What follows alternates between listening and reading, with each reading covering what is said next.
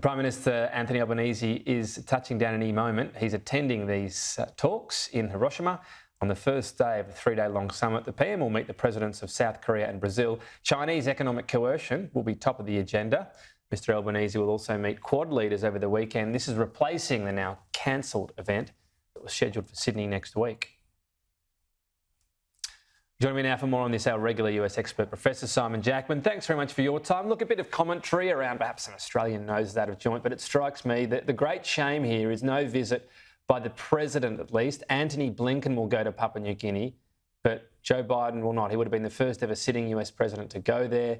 And it would have marked an occasion, not just for PNG, but I guess the region, to say that, hey, we're really being taken seriously here. Yeah, that's right. And, you know, earlier we heard Simon Birmingham's comments on this, and I thought that was a very mature take, that Australia doesn't need a visit from the American president as much as I think the Pacific Island nations do, and PNG, emblematic, if you will, in the set of countries where I think US presence would go over a treat, so to speak. And look, we'll see what can be done about that. See if look, it's great that the Secretary of State's there, but Tom, I think don't count out some time in the not too distant future, perhaps, if they can get Air Force One and the President back out this way. Yeah, so perhaps a replacement Quad meeting. Will a Pacific visit happen still? That's all to come. This all didn't happen this time because of the debt ceiling. I feel like this is, you know, it's like when you see Armageddon on a Friday night once every few years. You go, oh yeah, I remember this one, I've seen this before. It strikes me, and I must admit, I'm sure you're reading more than me on this, that it doesn't even seem like they're going through this with the usual passion and brinkmanship. They're sort of going, look, we'll get a result out of it, but let's have a bit of a Barney first. Is there any danger this does blow up for Joe Biden? Yeah, Tom, that's curiously close to my sense of it as well. It doesn't seem to have the usual sort of daggers drawn character that this standoff has, and you know, a lot of the noises from both sides are that we're optimistic that we're going to get to a deal.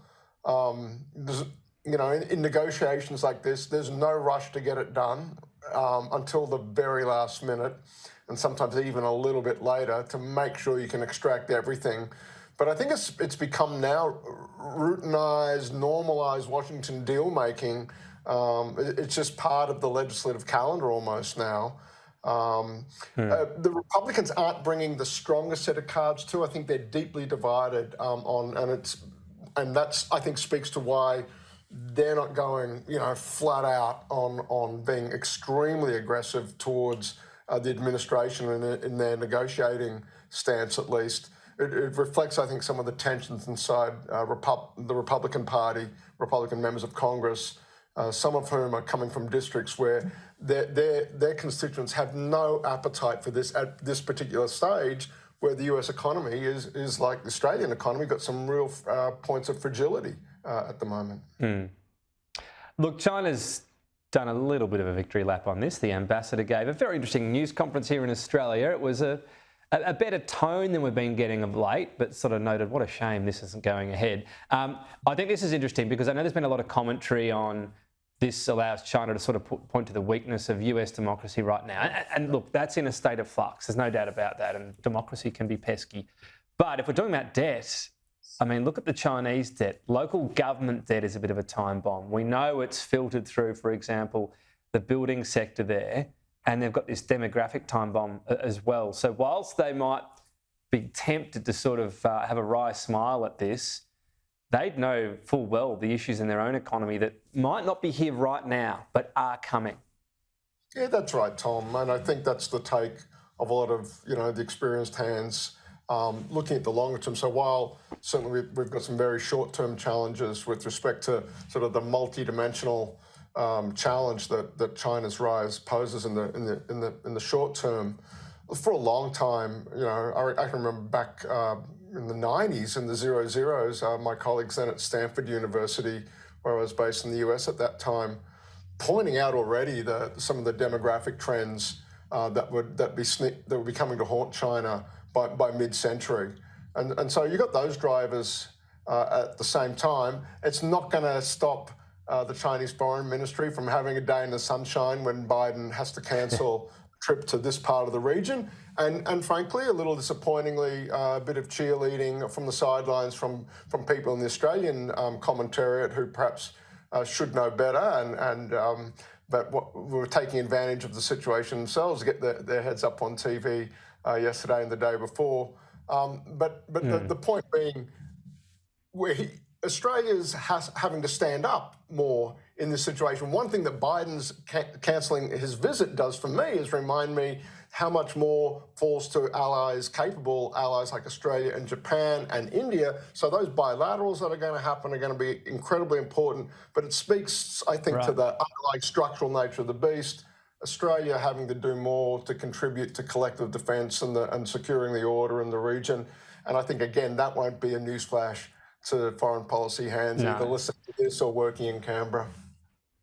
Do more on those partnerships as well, do more ourselves and on those partnerships. You couldn't possibly be talking about Bob Carr in terms of getting a headline. He liked to muse on the cognitive decline of Joe Biden. Does that become a real conversation at some stage for our own, I'm not saying leaders, they're not going to talk about it, I don't think, but, you know, the department and sort of what impact that might have if he gets the presidency again? Is he a stay-at-home president?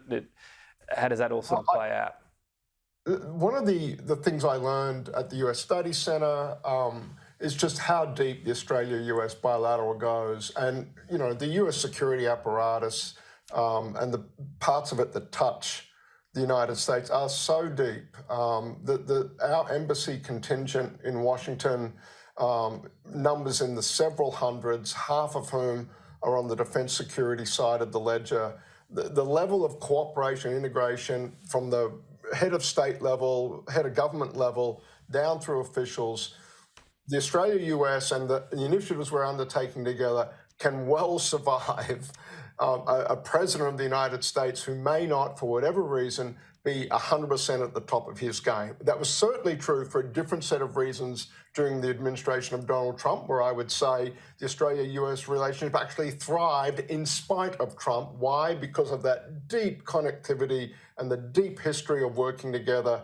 and a sense of urgency around regional challenges. None of that goes away, even if we concede that Joe Biden is losing a yard or two or three of pace. And so I keep coming back to that, Tom, something I got to see up close in my time helming the United States Study Centre, and something that continues apace. There are plenty of, they were together in San Diego around AUKUS. They'll get a little bit of one-on-one time here. And Australia doing its part, going ahead with hosting a visit from India, from Prime Minister Modi.